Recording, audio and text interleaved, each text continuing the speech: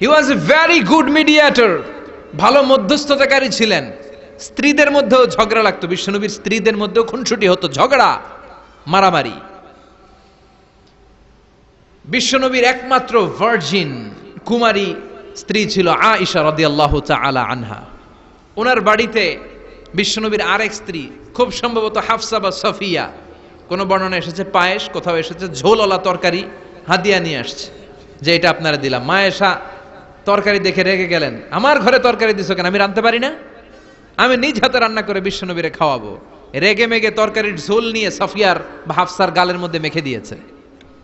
হাফসা যে বিশ্বনবীর কাছে বলি, ইয়া রাসূলুল্লাহ, কুমারী বউ তো আদর করছেন বেশি, লাই দিয়া কই তুলছেন দেখেন। ও নবী, আমি পায়েস নিয়েছিলাম আর ঝোল করা তরকারি নিয়েছিলাম, ভেবেছিলাম আপনিও খাবেন, আয়েশাও খাবে। আয়েশা কয়, আমি কি রাঁধতে জানি না, নিয়ে আসলা কেন আমার ঘরে, দিলা কেন? আমি রাঁধতে জানি, নিয়ে যাও। শুধু আমার তরকারিটা প্রত্যাখ্যান করে নাই, তরকারির ঝোল আর পায়েস দিয়ে আমার গালের মধ্যে কসমেটিক্স বানায়া দিছে।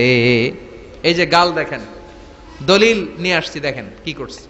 বিশ্বনবীর পদ্ধতি ছিল, বিচার কেউ দিলেই he never take any action, he never react anymore. কখনো উনি অ্যাকশনে যেতেন না, উনি দুই পক্ষের কথা শুনতেন। সুবহানাল্লাহ পড়েন। আর আমাদের বিচার করতে গেলে একজনের কথা শুনে আরেকজনের বাস আছে না নাই? বললেন আয়েশারে ডাকো। আয়েশা, এমন করেছো? করেছি। কেন করেছো? বললে, ইয়া রাসূলুল্লাহ, মাথাটা গরম ছিল,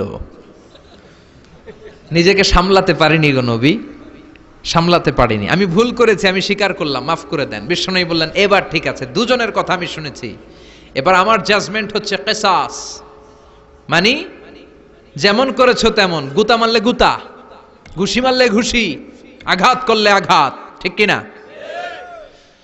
হাফসাকে তুমি যেমনি ঝোল মাখিয়ে দিয়েছো, হাফসা তুমিও বাটি থেকে ঝোল নিয়ে আয়েশার গালে পলিশ করে দাও।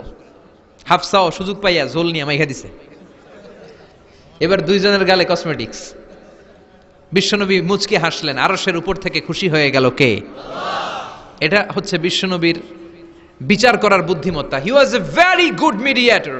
ঝগড়া লাগলেই, বুখারীতে একটা চ্যাপ্টার আছে, চ্যাপ্টারের নাম হচ্ছে ইযহাবু বিনা নুসলিহ বাইনাহুম। চ্যাপ্টারের নাম আমাকে নিয়ে চলো, আমি মিলাইয়া দিব।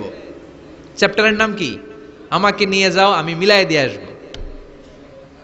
কত জায়গায় যে বিশ্বনবী যে মিলাইয়া দিয়ে আসতেন। মক্কা থেকে তিনি যখন মদিনায় এসছেন, মদিনার দুইটা গোত্র ছিল, আউস আর খাজরাজ। এদের এই দুই গোত্রের মধ্যে 100 বছরের মারামারি, 120 বছরের যুদ্ধ, কেউ থামাতে পারে না। থামাতে পারবে কি করে? বাবা যখন মারা যায়, ছেলেরা বলতো, আমারে মারছিল, তোরাও মারবি। কেউ যখন ইন্তেকাল করে ওসিয়ত করে যেত, আমারে কোপাইছে, তোরাও কোপাবি, কোপায়া সাইজ করে ফেলবি।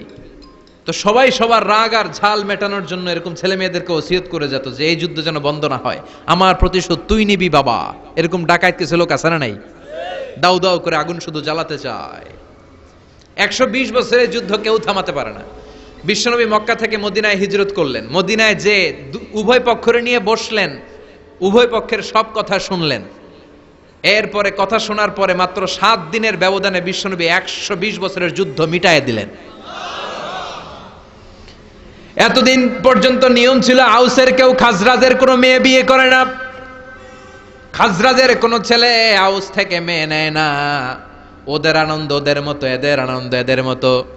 এই মিলিয়ে দেওয়ার পর থেকে আউস আর খাজরাজের মধ্যে বিয়ে করানোর ধুম পড়ে গেল। এরা কুরবানির গোশত নিয়ে আউসের এরা খাজরাজের বাড়িতে দিয়ে আসে, খাজরাজের এরা আবার ওট জবাই করলে বড় রান দিয়ে আসে আউসের কাছে।